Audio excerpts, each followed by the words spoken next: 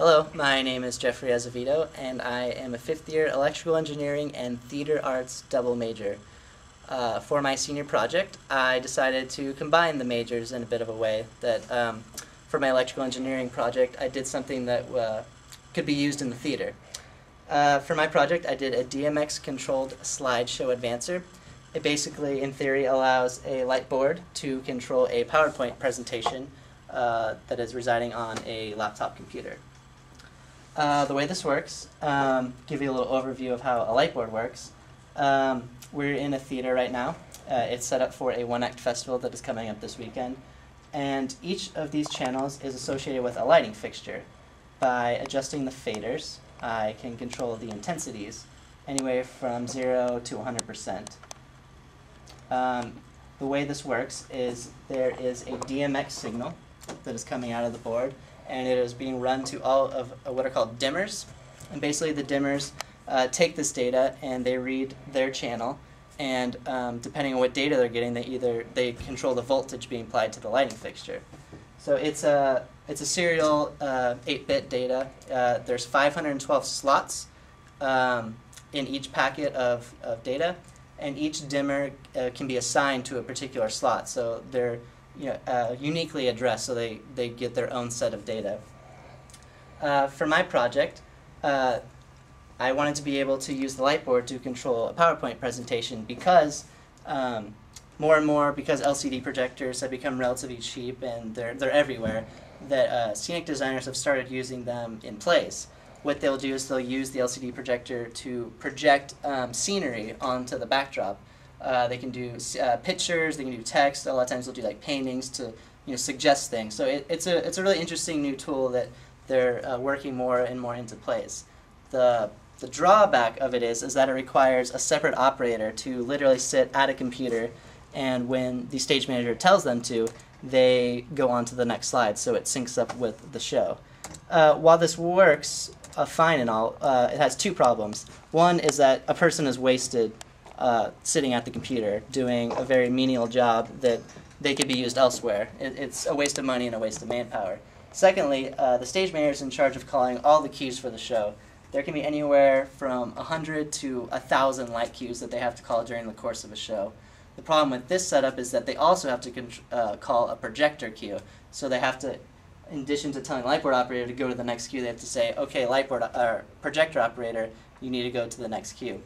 So it complicates things. So for my project, I decided to allow it to be condensed into one system, that the light board can, in fact, control the presentation without a separate operator. The way this works is I have run the DMX signal into my component board. It's a daisy chain architecture, so it has to sit in line of everything. So there is both a DMX in and a DMX out. There's a dip switch that allows me to select which of the 512 channels I want this device to reside on, and that's the slot of information that it will look at. For an output, I used a PS2 setup. Basically, so there's no extra software you need to put on the computer. It simply just acts as a keyboard, and it sends either an enter to go to the next slide or a backspace to return to the previous slide. Since most laptops don't have PS2 connections anymore, it's a bit of an outdated technology, I included a PS2 to USB adapter within my unit. So from outside the box, all you have to do is connect a USB cable to your laptop and it will appear as a keyboard. So it's a pretty transparent device that takes care of the interface, because to the light board, it thinks it's interfacing with a light, and to the computer, it thinks it's just interfacing with a keyboard. So it keeps all of the implementation within my own device, and there's no extra drivers or software that has to be loaded on either device. The way I have it designed is that it takes up 2 DMX slots, and whatever one you assign it to, it takes up that one and the next adjacent slot up. Basically, the lower dimmer slot allows you to go backwards, and the upper one allows you to go forwards. This is done by sending 100% to that slot. Once it receives 100%, it will go to the next slide, and it will wait for it to go back to 0 before it resets itself and allows you to move on to the next slide. I'd like to give a demo of how this would work. As you can see, there is a PowerPoint presentation running on both my computer and a LCD projector, which is just projecting onto the black curtains in the back of the theater. And now, the way light boards work is you have to literally patch the dimmers to specific channels. They're two separate things. That the dimmers are where it is in the 512 data slots, but these channels are completely arbitrary. So you assign these dimmer numbers to specific channels, and that allows you to control the lights. I have this residing on the upper end, 511 and 512, so as to not interfere with any of the lights that are currently up here. And I found two empty channels, and I assigned dimmer 511 and 512 to channels 26 and 27. So that if we go to channel 26 and 27, these are called bump buttons. They basically, when pressed down, they send a full intensity, 100% to that slot, and when you release it, it comes back down to 0.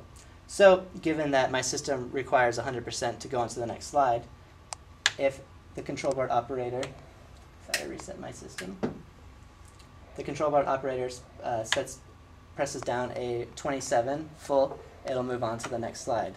I release it to reset it, and if it is pressed again, it should go on to the next slide.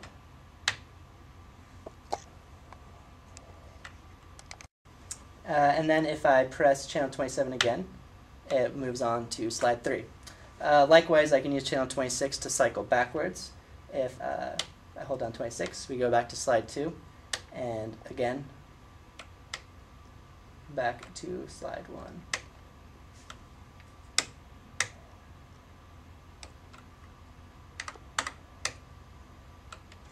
There we go. I have it set so it requires a good amount of the data to be consistent. So there's a bit of a pause in it. So yeah, there's so it will allow you could build this into the queue so that it automatically sends out this data to the device, and so everything's synced in, that the lights go and the projector goes at the same time. There's an example of some scenery backdrops. There, I don't know if you can see it, but there's like a wood backdrop. This is one example of what a play might have, just projected onto the background to suggest a feel of a certain type of environment.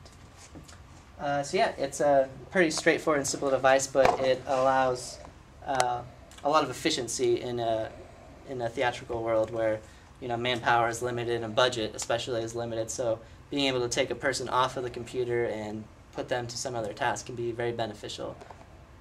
So thank you for your time.